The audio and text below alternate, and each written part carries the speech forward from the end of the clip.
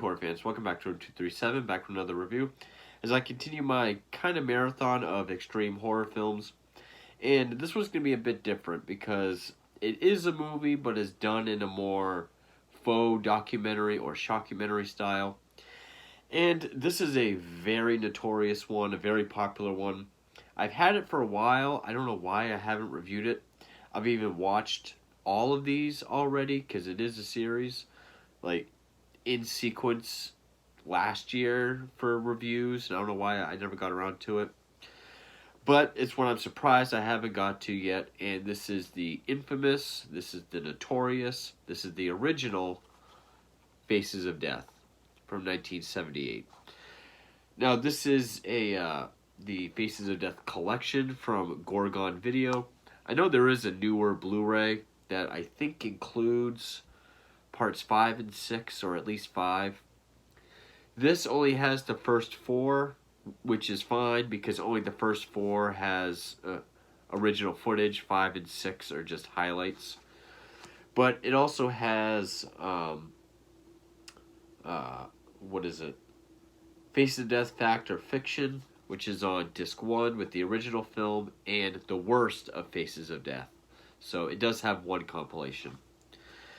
I do kind of wish it was like a box set that had all the original covers because I love, or not original, but I love these covers. Now, and also the original Faces of Death, maybe the second one, but at least the first one did make the Video Nasties list.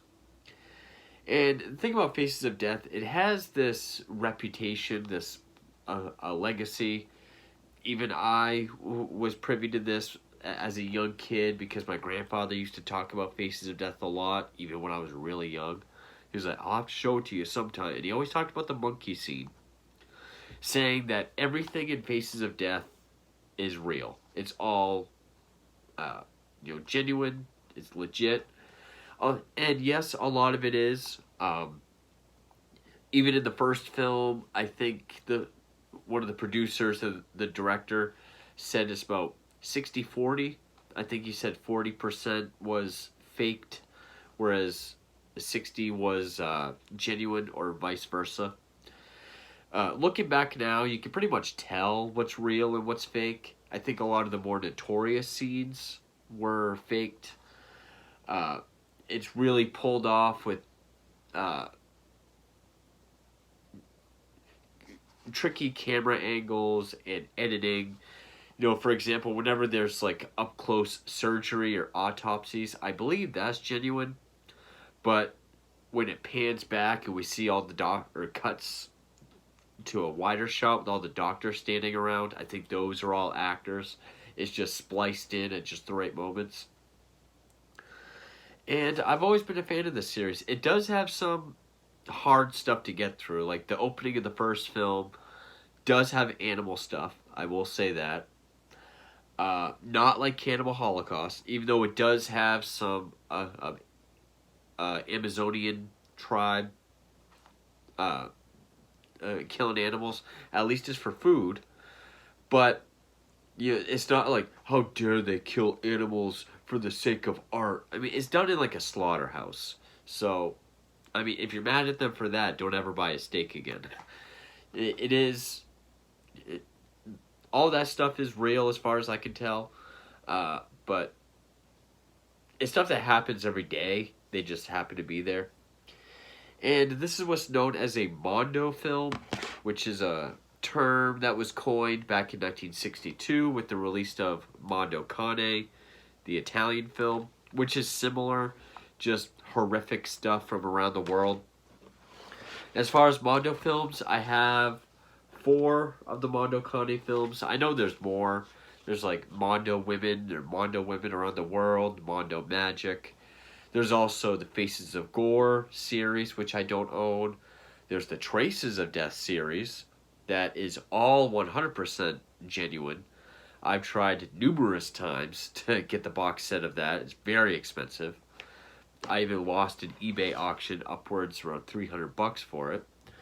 I do have 2 parts of The Many Taboos of Death, but I got these at a flea market and they're really scratched up and they don't play that well. I think there's like 6 parts to this. In fact, I think there's even a Faces of Death 7 and 8. 7, I think, had something to do with Anton LaVey, and 8 was only made and released in Germany. So there's really 6 Faces of Death, but 5 and 6 are just compilations. Now, as far as other shockumentaries, yes, I am aware of M.D. Pope, Most Disturbed, The Person on Planet Earth, and Snuff R73. I'm aware of those. I'm not doing those because this video is about Faces of Death. So if you want to know why, just go ahead and look it up. I'm aware of some stuff that's in those films. I'm aware of the people behind it, and I don't really want to own that, even if it is a small part in it. I'm not going to deal with that, so I won't be doing those. But on to Faces of Death. It was written and directed by John Alan Schwartz, who was credited as Alan Black for writing, and Conan Leclerc, if I pronounce that correctly, as a director. But he also served as the second unit director, credited as Johnny Get Your Cock Off. And he does appear, because I guess he does have cameos in all his films. He plays the flesh-eating cult leader. But it's built around this doctor named Dr. Francis B. Gross. Awesome name. Played by Michael Carr, whose voice is known to be similar to Leonard Nimoy's. And he's this doctor that's obsessed with death and trying to find the many different faces of death from around the world. And as a documentary, like, if you take all the fake out of it and just look at it as a real documentary, it is well made. It has good segues. It goes at a decent pace. I mean, it's like an hour, 45 minutes.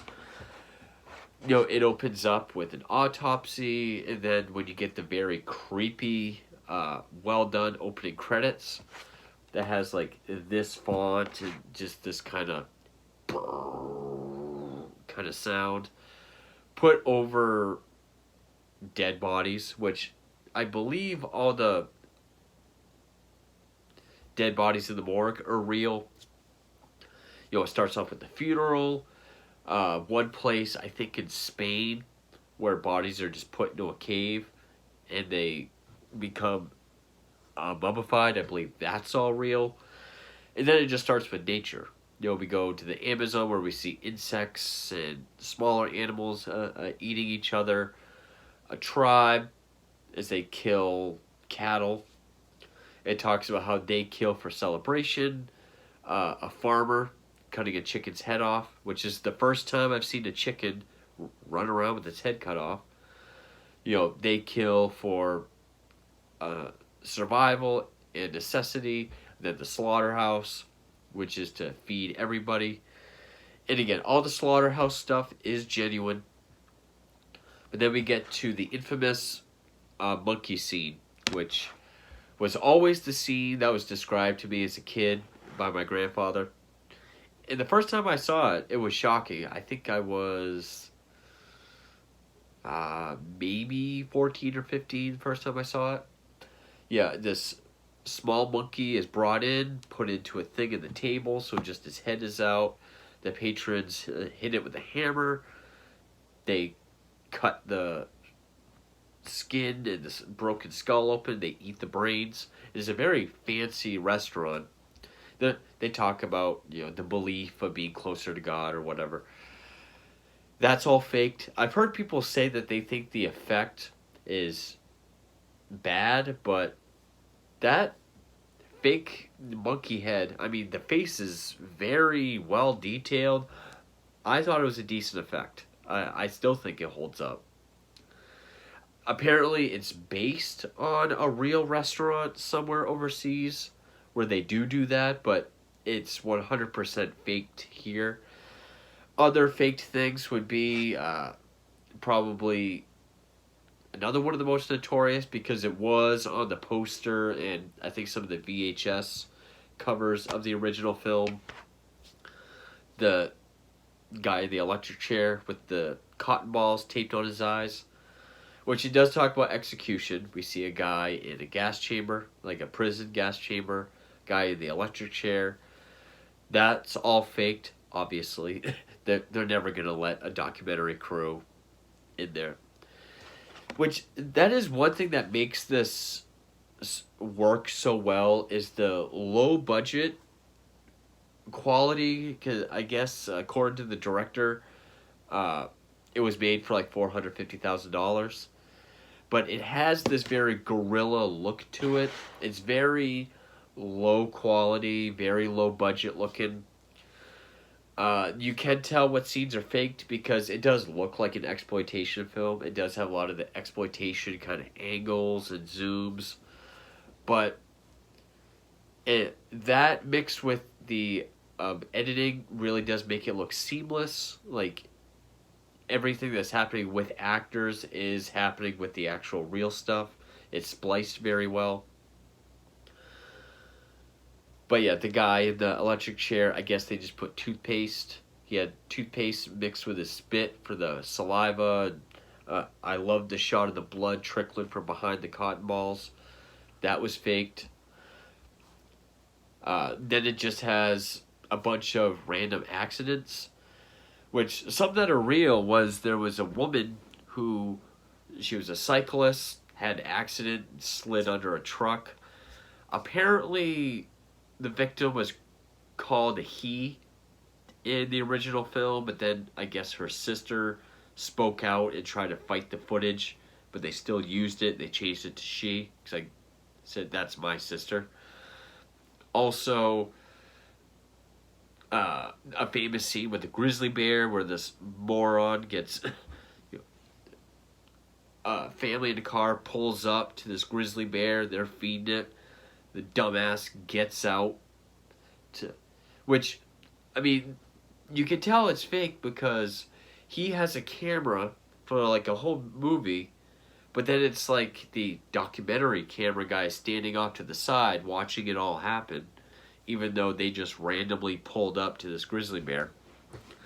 So he gets out and he's filming the bear, and the idiot steps behind the bear, and the grizzly bear just stands up, get close up of his face, and it comes down, and it looks like, it's cut very quick, similar to the alligator scene, where there's an alligator in a park pond, or like a swimming hole, where there's a bunch of people, and the animal control guy gets pulled in and eaten, but there's just a lot of like turning over in the water, very shaky cam.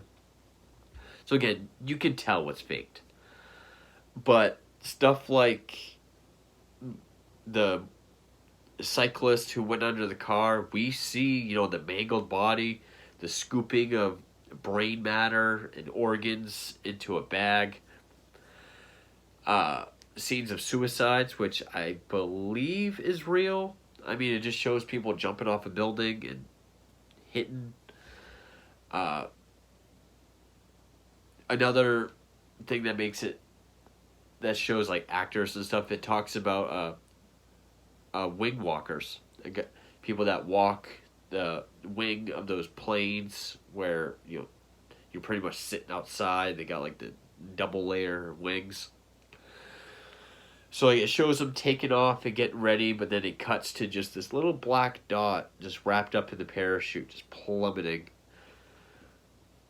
So like that, I think that's real, but everything around it is fake. And that's pretty much the case for most things in this. One thing it does show is, I want to get the name of the flight. Flight 182, which happened in San Diego just 2 weeks before this was released. There was a commercial plane and a smaller plane that collided, and then they just crashed to the ground.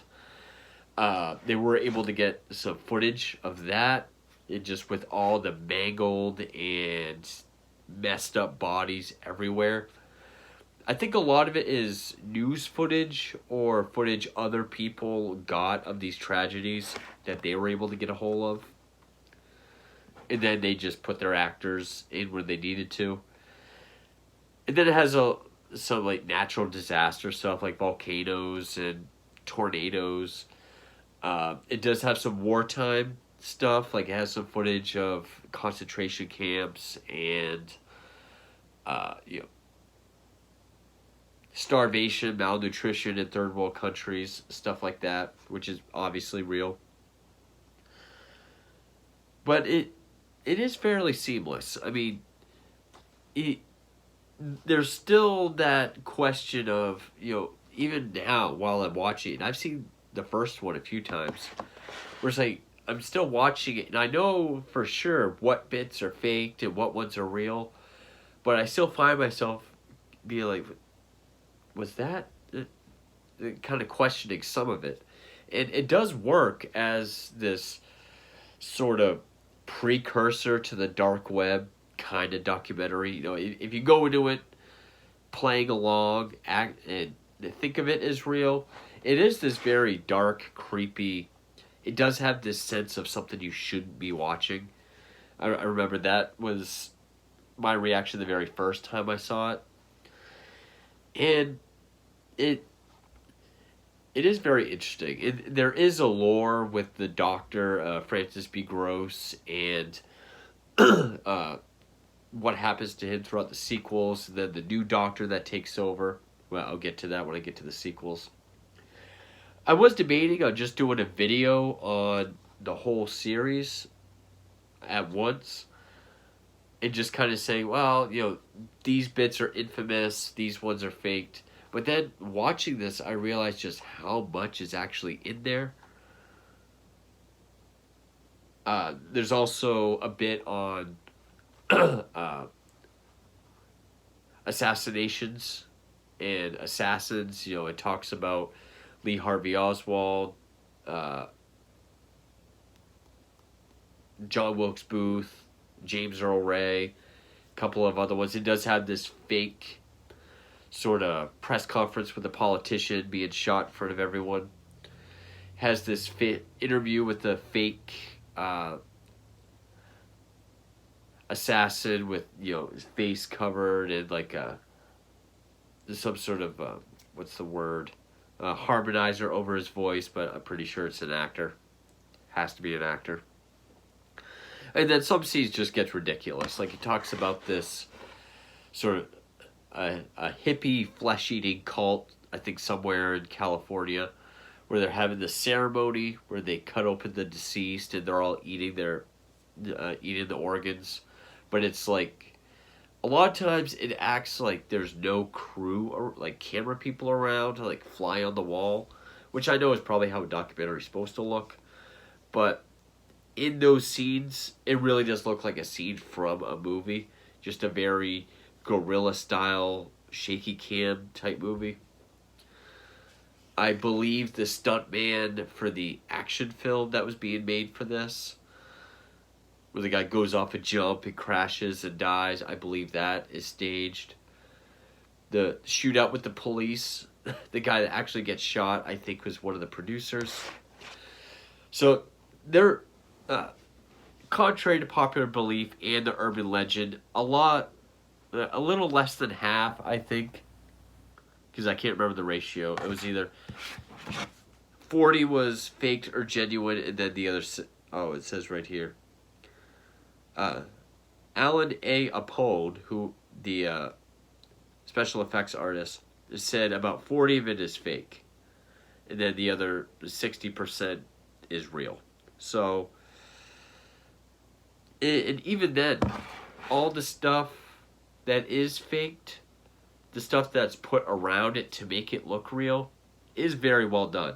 I will say the alligator scene and the grizzly bear, the attack of both of those are kind of choppy, and you don't really see a lot. It is obvious that those are faked more than any of them.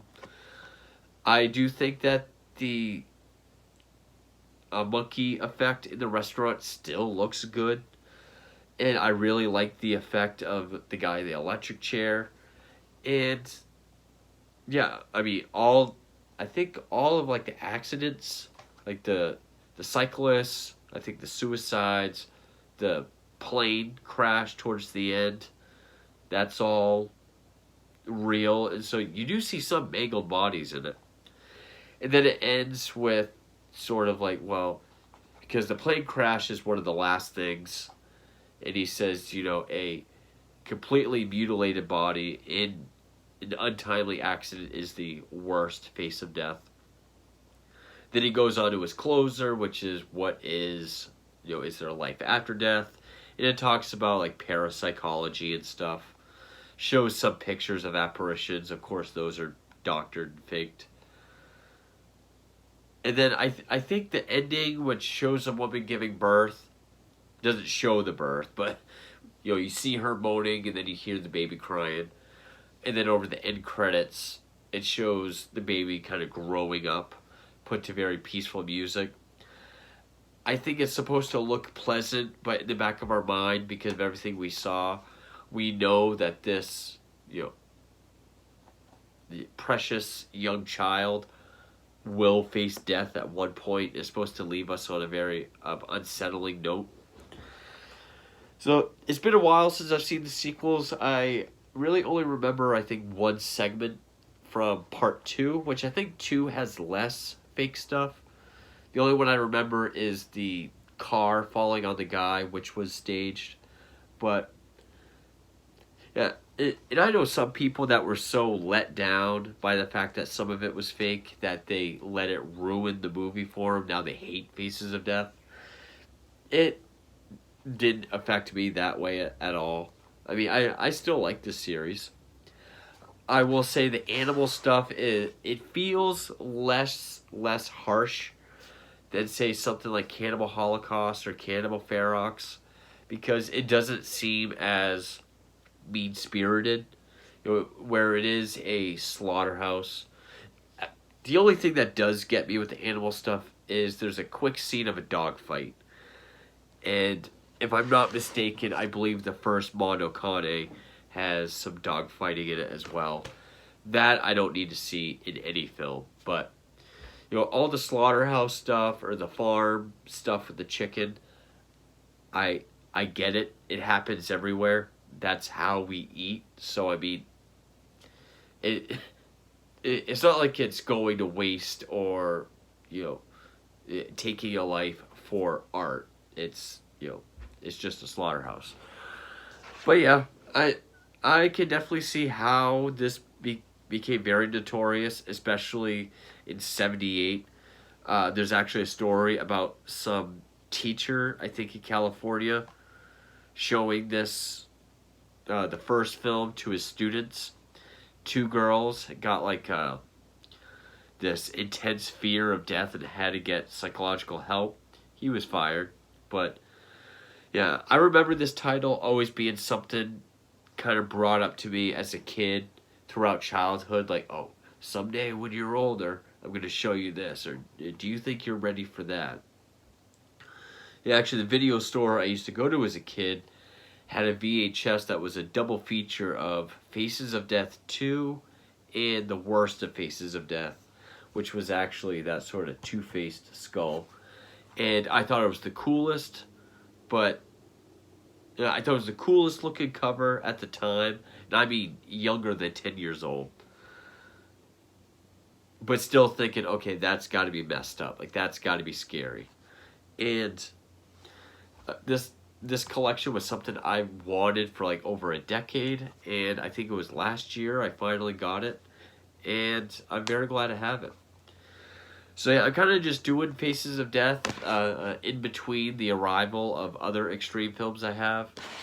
But I'm going to get to all 4 of that, definitely. I'm going to try to get to these. I've seen the first one. I haven't even watched these ones yet, so I'm very curious as to what these are like. And I'll be doing reviews for all of them, but yeah, that's my review. My long time coming review of the original, the infamous, the notorious, the nasty, the original Faces of Death 1978. And thank you for watching.